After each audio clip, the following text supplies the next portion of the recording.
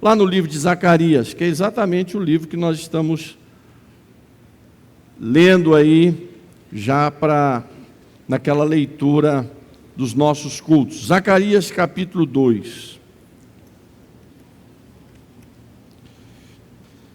Acharam aí, irmãos? Zacarias capítulo 2.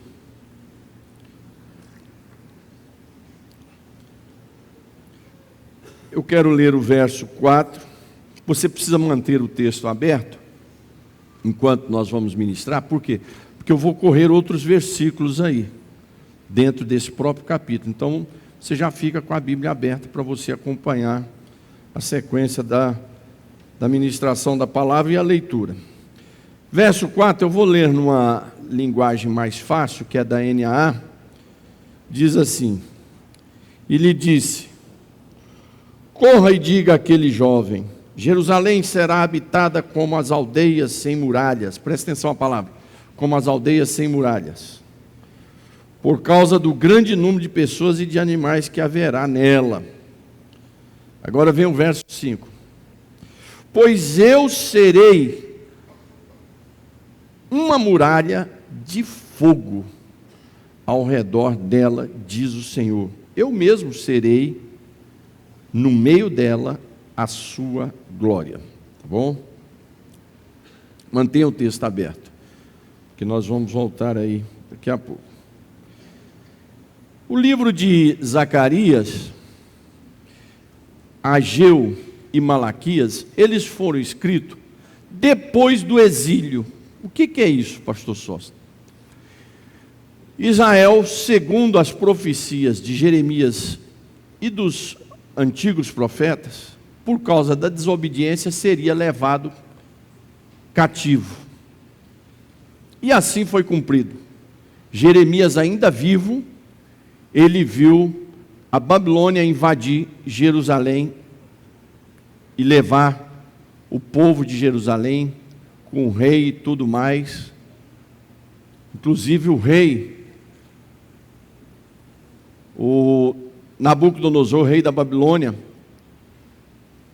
prendeu ele porque ele fugiu. Soldados foram lá buscar ele. Zedequias era aquele homem que mandava bater em Jeremias, que mandava jogar Jeremias no calabouço. Tudo isso ele fez. Mas ao final dele, Nabucodonosor mandou buscá-lo, acharam ele, trouxeram, chamou as esposas na frente dele, amarrou ele, falou: agora você vai ver suas esposas morrerem. Matou as esposas na frente dele. Aí falou: agora você vai ver os seus filhos morrerem, para você ter certeza que os seus filhos não herdarão o seu trono, que isso era a pior miséria que podia existir. E matou todos os filhos dele, na frente dele. E agora você vai ser amarrado, amarraram ele, com correntes, e você vai ser levado a pé, daqui até Babilônia. São 800 quilômetros. 800 quilômetros. Uma viagem de 4 meses a pé, que foi o que durou para Esdras fazer essa viagem, ou para Neemias fazer essa viagem de Babilônia para Jerusalém. Lembrando que a Babilônia é o atual Iraque, a região do Iraque atual. E aí, mas você vai fazer uma viagem sem enxergar nada. Nabucodonosor mandou arrancar os 2 olhos dele. E esse foi o final que maltratou a palavra de Deus, os profetas, em especial o profeta Jeremias. Então, Jerusalém foi destruído. Jeremias faz um livro, escreve um livro chamado Lamentações, porque ele chora pela destruição. A cidade de Jerusalém foi destruída, os muros, o templo, foi tudo destruído. E o povo foi levado cativo, espalhado pelo mundo. A parte do norte já tinha sido levado. Isso aconteceu no ano 586, mas no ano 2 já tinha acontecido isso. Em 722 já tinha acontecido isso com a parte do norte. E Israel, tanto o norte como o sul, obrigado, tinha sido levado cativo e tinha sido espalhado. Perderam a sua terra, perderam as suas famílias, perderam o seu culto. Por isso que a gente tem que valorizar a casa de Deus. Eles perderam o culto. Tanto é que nós temos salmos dos salmistas no cativeiro cantando: Senhor, até quando vai durar isso? Aqui, os babilônicos zombam de nós, mandando a gente cantar os hinos que a gente cantava na tua casa. E nós somos obrigados a cantar e eles ficam zombando. Está nos salmos aí. Na pandemia, nós ficamos aqui 4 meses com as igrejas fechadas e depois tinha que vir de pouquinho em pouquinho. A tristeza que é. Então a gente tem que valorizar a casa do Senhor, valorize a igreja que você congrega. E então, após eles voltarem, Jeremias tinha profetizado: olha, vai ser 70 anos de cativeiro. Quando eles voltaram, começaram de pouquinho em pouquinho. Porque eles também se acostumaram com o cativeiro e acostumaram com a Babilônia, acostumaram com as suas terras lá. E tinha aquela incredulidade: será que vai valer a pena voltar? Nossa terra está toda destruída. Mas Deus queria que eles voltassem. Era uma palavra profética, eles tinham que voltar para a terra deles. Então esse período é após o exílio. Esses profetas são chamados pós-exílio: Ageu, Zacarias e Malaquias. Lembrando que Ageu e Zacarias é ali da mesma época, 520 antes de Cristo. Ageu já vai dar uns 90, Malaquias já vai ser uns 90 anos depois, lá por 430. E aí encerra as profecias. Durante 400 anos há um silêncio de Deus. Não há um silêncio do agir de Deus. Deus não deixou de agir, mas Deus deixou de usar os seus profetas. E aí o primeiro profeta que veio depois de Malaquias foi João Batista. E esse livro foi escrito, o objetivo que Deus estava levantando, Zacarias, primeiro exortando o povo a lembrar do que aconteceu com os pais deles, porque eles estavam voltando, uns voltavam, outros não queriam voltar. Os que não voltavam estavam desobedecendo a palavra de Deus, porque era para voltar. Eram para voltar. O povo era muito difícil, assim como eu e você hoje. Deus disse através de Jeremias: se entregue para a Babilônia e vão para lá, que eu vou cuidar de vocês, na hora certa eu trago. Aí eles não se entregavam, até morrerem. Agora Deus fala: agora sai da Babilônia e volta, porque eu vou cuidar de vocês. Eles não queriam voltar. E os que voltavam estavam desleixados das coisas de Deus. Ageu levanta, profetiza para a restauração do templo. E agora Zacarias vem falando da esperança. Primeiro Zacarias traz uma palavra de exortação para o povo lembrar da época dos seus pais, que não ouviram os profetas. Lembre que os vossos pais, e cadê seus pais? Cadê os pais de vocês que não ouviram os meus profetas? Aonde eles estão? Estavam mortos. E ao mesmo tempo Zacarias, Jorge, vai trazer uma palavra de esperança. Podem voltar, não tenha medo. Porque por um outro lado também havia uma incredulidade, mas também havia uma dúvida: mas nós vamos voltar para lá para quê? Não tem nada lá, tudo destruído. Vai acontecer o quê? Então, tudo isso que passa no meu e no seu coração diante das lutas, diante das dificuldades, vem várias dúvidas. Mesmo que Deus está falando com a gente às vezes está cheio de dúvidas. As aflições nos levam às dúvidas. Então Zacarias, ele é considerado o Apocalipse do Antigo Testamento, porque ele tem muitas visões do futuro do povo de Deus. Mas Zacarias tem essa palavra profética de restauração, uma palavra profética de esperança. Porque a pior coisa que existe é quando acaba a esperança no nosso coração. Se tem um povo que tem esperança, é o cristão. Por quê? Porque uma das mensagens da palavra de Deus é esperança. Paulo diz lá em Tito, aguardando a bendita esperança, que é a volta do nosso Senhor Jesus Cristo. Então Zacarias está dizendo uma palavra de esperança. Não tenha medo. Venham. Eu vou restaurar. Eu vou começar tudo de novo, vocês vão ver, eu não prometi. Eu não prometi que ia destruir por causa da desobediência, destruí. Vocês achavam que eu não ia destruir, eu destruí. Mas agora eu estou dizendo que eu vou restaurar. Mas para isso vocês precisam se voltar para mim. E eu vou cuidar de vocês. Lembre-se que não valeu a pena não confiar em mim, porque foram destruídos os vossos pais. Mas confie em mim que eu vou restaurar. E aí ele começa tendo as visões. Algumas visões estranhas. Outras assim, maravilhosas. Como a do sacerdote Josué que ele tem. Vendo o diabo acusando o sacerdote. E o anjo vem e se apresenta para salvar, para restaurar o sacerdote. Mas nesse texto aqui, no capítulo 2, é uma visão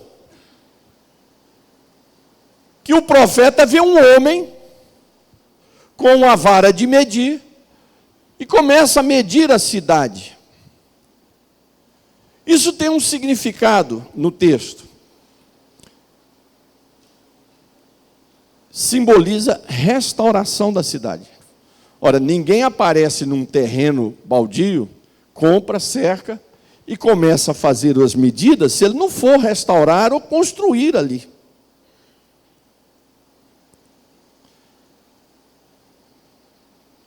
Está aqui o pastor Florisvaldo, quando nós começamos a igreja ali em Guaiacá, terreno novo, começou a se medir, os vizinhos apareciam, e aí, o que vocês vão fazer aqui? O que vai ter aqui? Por quê? Porque quando você vê um terreno sendo medido, é porque alguma coisa vai ser feita, construída. Tem um projeto, exatamente, o pastor João está falando, tem um projeto aí em cima.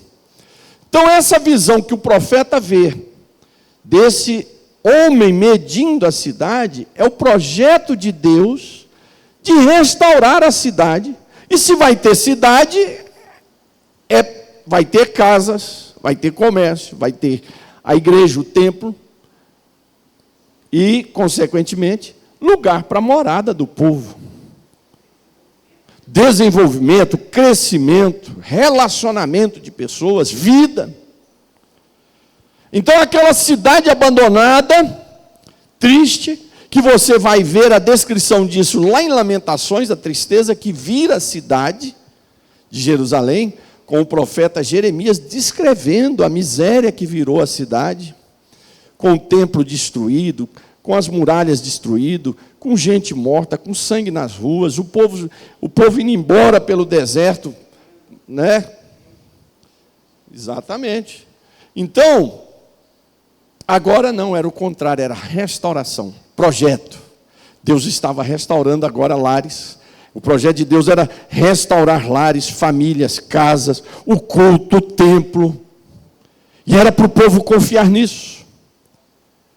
E as pessoas perguntavam, mas a cidade ainda não tem muralha, porque provavelmente Neemias ainda não tinha chegado aqui. Neemias ainda não tinha sido levantado, provavelmente, para restaurar esses muros. E o povo perguntava, mas como é que eu vou morar numa cidade que nem muralha tem? A cidade está destruída. Deus está dizendo, através do seu profeta, e o profeta está dizendo para o povo, Deus me mostrou uma visão de um homem medindo, restaurando as casas, restaurando os lares, restaurando o templo, dando vida, dando projeto, trazendo alegria. E as pessoas perguntavam, mas vem cá, como é que nós vamos morar numa cidade que nem muralha tem? Por quê? Porque as cidades antigas eram muradas. com portais para entrar e sair. Jerusalém era assim. E outras cidades, você vai na Europa, você vai em Portugal mesmo, você vai ver muitas cidades pequenas, muradas. Cidade de 1000 anos atrás, cidades cercadas de muralhas. Então, as cidades daquela época eram muradas. Uma cidade sem muro não tinha sentido nenhum. Era sem nenhuma proteção contra os animais ferozes, que eram muito mais do que nessa época, contra os ataques dos exércitos inimigos, contra os sequestros. Por exemplo, os amalequitas eram mestres em sequestrar e roubar. Então, uma cidade sem muralha ficava fácil. O profeta, inspirado por Deus, ele diz isso aqui para mim e para você.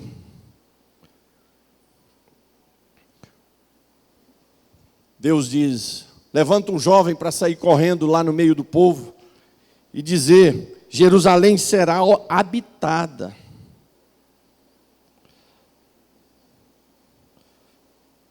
Será habitada como as aldeias sem muralhas. Mas como é isso? Não tem como morar numa cidade sem muralha. Mas vai ficar alegre, vai ficar cheia de animais, de pessoas. Esses animais aqui, está falando dos animais de criação, né? Mas e as muralhas, Senhor?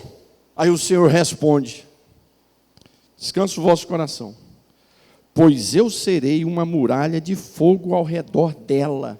Dela quem? Da cidade. Diz o Senhor: eu mesmo serei. Serei o quê? Essa muralha. No meio dela. E eu serei a sua glória. Glória é poder, é autoridade, é paz, é alegria.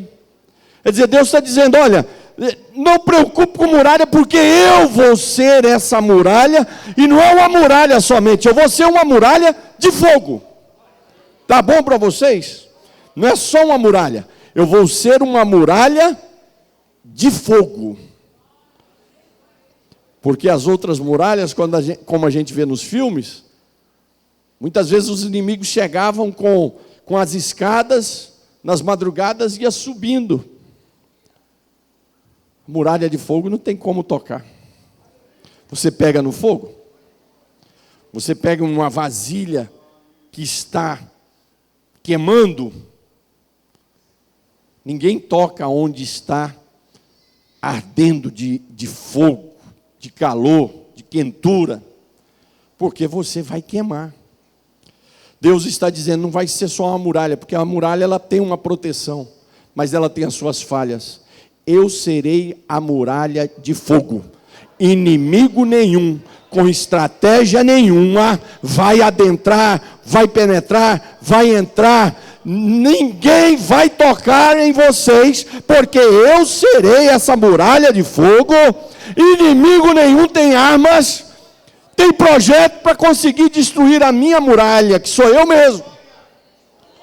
E eu serei a glória no meio dessa cidade, quer dizer, eu serei a alegria, eu serei a paz, eu serei o desenvolvimento, eu vou restaurar os lares, vocês vão poder estar ali com as suas famílias em paz, vocês vão estar ali congregando e me adorando em paz, porque vai estar cercado, e eu serei essa muralha de fogo. Deus não diz que é anjo, Deus não diz nada disso, Ele diz que Ele mesmo vai ser a muralha.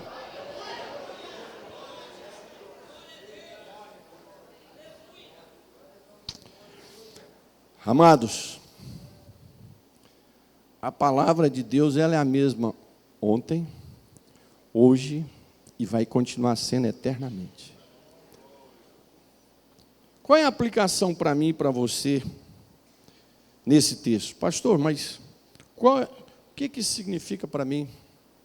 É que a palavra de Deus é tão simples. Foi o que o bispo pregou lá hoje de manhã. A simplicidade do Evangelho. Do mais culto ao mais simples intelectualmente entende a palavra de Deus. Além do que, além de ser a simplicidade, ainda há o poder do Espírito Santo nos esclarecendo. Muitas vezes nós somos afligidos por causa dos nossos pecados. Nós abrimos guarda por causa dos nossos pecados e somos afligidos. Outras vezes não é por causa do pecado. Outras vezes é luta mesmo.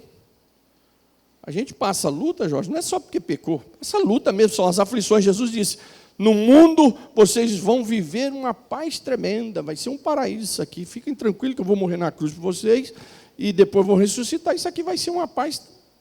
Vocês vão curtir aí até a minha vinda. É assim que está escrito lá? Não. Lá está escrito, no mundo tereis aflição.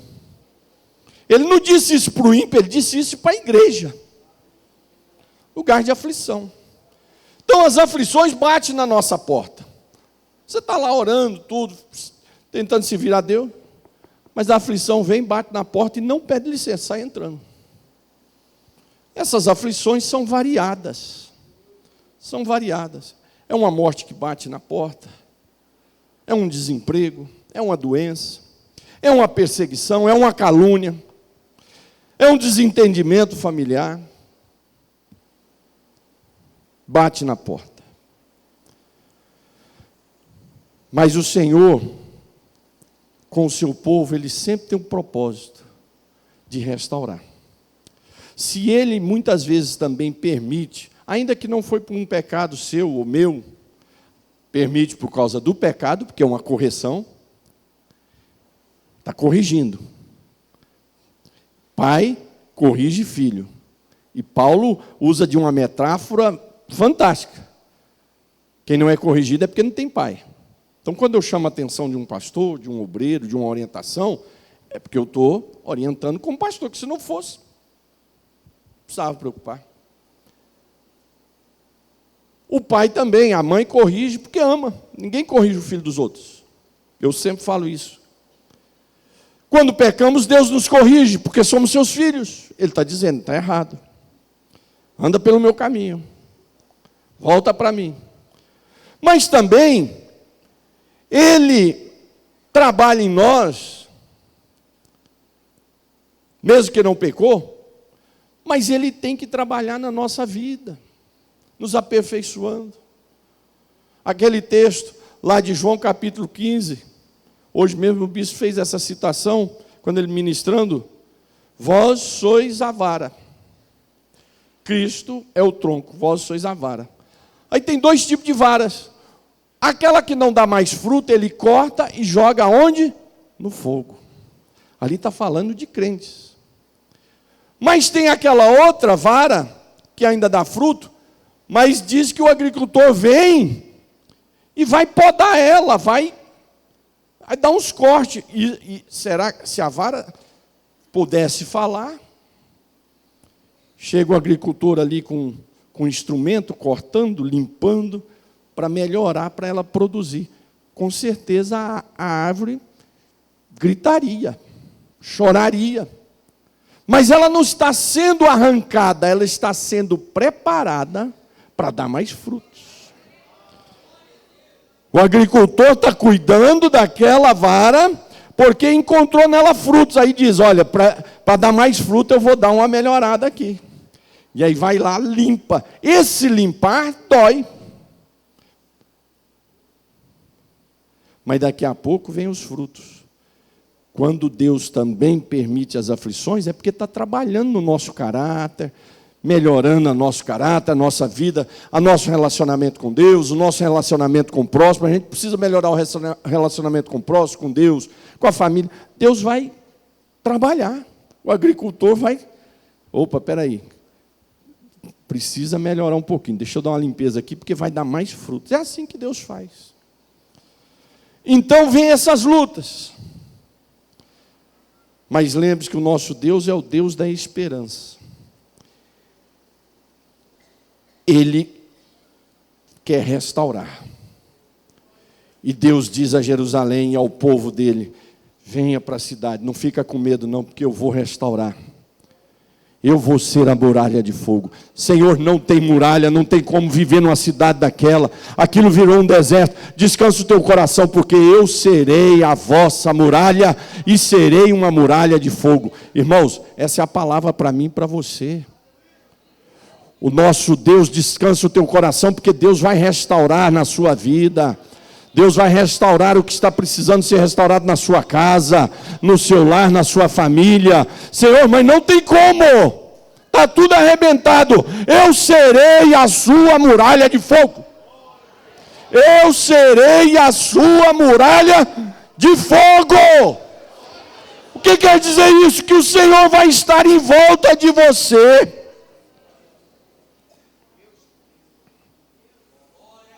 Te protegendo. E os demônios vão chegar para atacar, vão ver, peraí, aqui não tem jeito, aqui está a muralha de fogo. Os inimigos vão lançar a seta, não vai passar, porque tem uma muralha de fogo. Os ataques do diabo para te atingir, destruir a sua casa, a sua família, os seus sonhos, os seus projetos, vão ficar por ali mesmo, porque tem uma muralha de fogo. O Senhor é a minha e a sua muralha de fogo. O Senhor cerca a sua casa, o Senhor cerca a sua vida, o Senhor cerca a nossa vida, porque Ele é a minha, a sua muralha de fogo.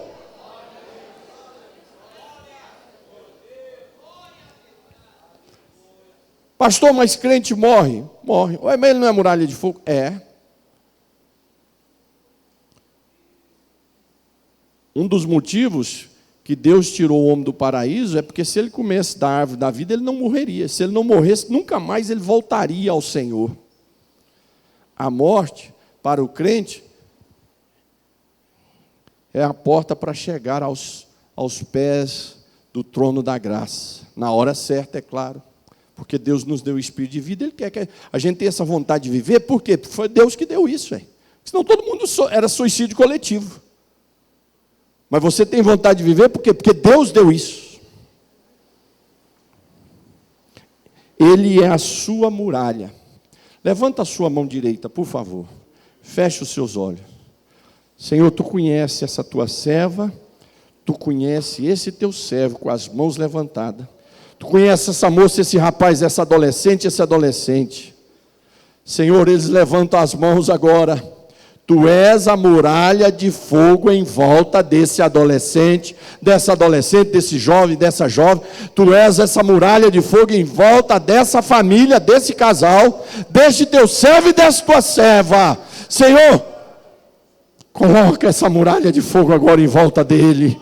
Coloca essa muralha de fogo agora em volta da tua serva, pois tu és a nossa muralha de fogo. Glória a Deus. E aí o profeta não termina aí. Você está aí com a sua Bíblia aberta para nós encerrarmos? Profeta para dizer, ou Deus para dizer através do profeta, do cuidado dele com você. Primeiro ele diz, eu vou ser uma muralha de fogo. Quer dizer, você vai estar ali com a sua casa, com o seu lar, com o seu culto, com a sua adoração. E o Senhor te protegendo, o Senhor guardando, o Senhor livrando. Irmãos, uma pergunta óbvia para um crente, mas é bom perguntar isso, para adorar o Senhor. Quantos aqui têm experiências de grandes livramentos que o Senhor já te deu? Levante a sua mão. Isso é só para glorificar o Senhor, porque a gente já sabe que a resposta é óbvia. Aleluia. Então Ele é essa proteção, Ele é esse cuidado comigo e com você. Mas aí Ele vem dar uma outra palavra para tirar qualquer dúvida. Versículo 8. Olha aí o versículo 8. Põe os seus olhos nesse versículo e eu vou ler daqui. Olha o que diz esse versículo. Pois assim diz o Senhor dos Exércitos. Irmão, olha que coisa maravilhosa. Pois assim diz o Senhor dos Exércitos. Não é o pastor da igreja que está te motivando. Não é o coach. Agora não é mais coach também. Agora já tem um outro nome. É mentor. Alguém me chama de mentor, me dá até calafrio. Pastor, o senhor é o meu mentor. Dá calafrio. Eu sou pastor, irmão. Tá bom, não? Tá bom, pastor. Mas não é o pastor que está te dizendo. Não é o profeta que está te dizendo. Não é o profeta Zacarias, que já estaria bom demais te dizendo. Não é o apóstolo Paulo que está te dizendo, que já seria maravilhoso. Um conselho do apóstolo Paulo não precisava nem ser profético. Só de ser o conselho dele já seria maravilhoso. Mas aqui está dizendo assim: assim diz o Senhor dos exércitos. É um Deus de comando. Quando fala Senhor dos exércitos, é um Deus de guerra. É um Deus de batalha, que está guerreando e batalhando em prol do seu povo. Por isso diz, assim diz o Senhor dos exércitos. Está definindo aqui. É um Deus de guerra, que batalha em prol da sua igreja, que batalha em prol da sua casa, que batalha em prol de você. Não, mas será que eu sou tão especial assim? Porque Deus ele já cuida da igreja, do seu povo, tá bom. Não, esse versículo aqui nos diz o cuidado especial que Deus tem com você, especialmente. Não é só com a igreja, não, com você especialmente. É uma coisa pessoal de Deus com você. Olha o que diz, assim diz o Senhor dos exércitos, para obter a glória, Ele me enviou às nações, que saquearam os bens de vocês. Olha aí. Haviam arrancado os babilônicos, os assírios, tinham assolado o povo de Deus, deixado eles sem nada, destruídos, famílias, casa, dinheiro, saúde, tudo. Eles estavam envergonhados, como os salmistas cantam nos salmos quando eles estão na Babilônia: Senhor, até quando? Eles estão aqui zombando de nós, nos obrigando a dançar e cantar.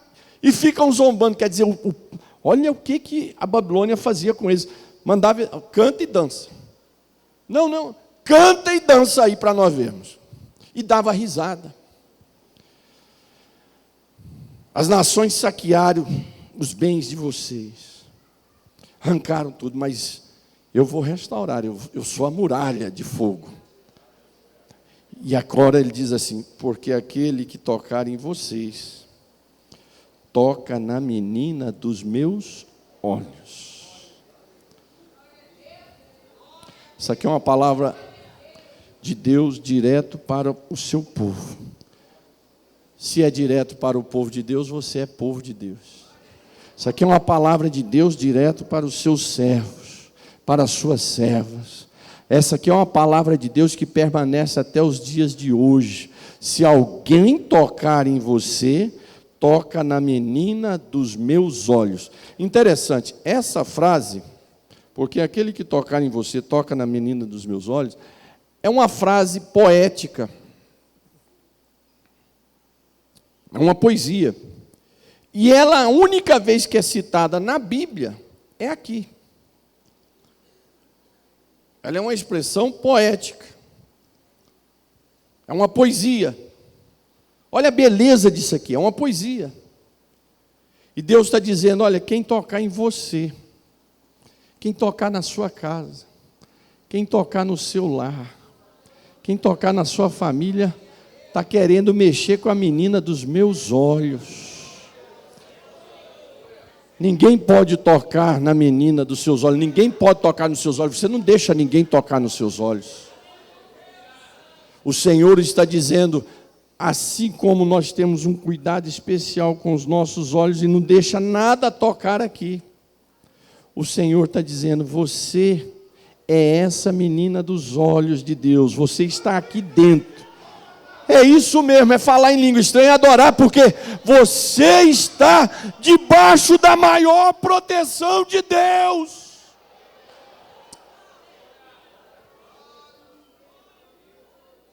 Você, moça, adolescente, você fala, eu não sou ninguém. Você é a menina dos olhos de Deus. Aqui, Deus usa o profeta para ministrar uma palavra poética, uma metáfora, para nós podermos entender. Isso é um linguajar para que eu e você entenda o que Deus está querendo dizer. que você é a menina dos olhos, quer dizer, olha o local de proteção que você está. O pastor Alcinei está falando muito bem completado aqui. É a parte mais sensível nossa. Então Deus está dizendo, olha, isso aqui vocês estão aqui, é muito bem protegido. Eu não vou deixar ninguém tocar. Minha irmã, você está entendendo isso? O Senhor está dizendo que você faz parte aqui dessa menina dos olhos do Senhor. Meu irmão, você e a sua casa. Moça, rapaz, você faz parte dessa menina dos olhos. Você está debaixo da promessa, da proteção de Deus. Deus diz, olha só, Deus não cansa de dizer o cuidado que Ele tem com o seu povo. Primeiro Ele diz, descansa o coração. Porque eu serei, não tem muralha na cidade? Eu serei a muralha de fogo. Meu irmão, caminhe em nome de Jesus. Não preocupe com a política dessa nação. Não preocupe com a maldade que há nesse país, na cidade. Não preocupe com isso. Porque o Senhor que é a sua muralha de fogo. É Ele a sua proteção. E agora o Senhor vem e completa e diz, e mais ainda, mais do que muralha. Agora eu quero dizer a vocês, que vocês são a menina dos meus olhos. Vocês estão debaixo da minha total guarda, da minha total proteção. Meu irmão, essa é uma palavra profética para mim sair daqui nessa noite e pegar as minhas angústias, as minhas tristezas, deixar tudo aqui e dormir em paz e levantar na segunda-feira glorificando ao Senhor e dizendo, o Senhor é a minha muralha, eu estou ali dentro dos olhos do Senhor, eu estou debaixo da sua promessa e da sua proteção. Essa é a palavra de Deus para mim e para você nessa noite. Eu peço à igreja que coloque-se de pé, por favor.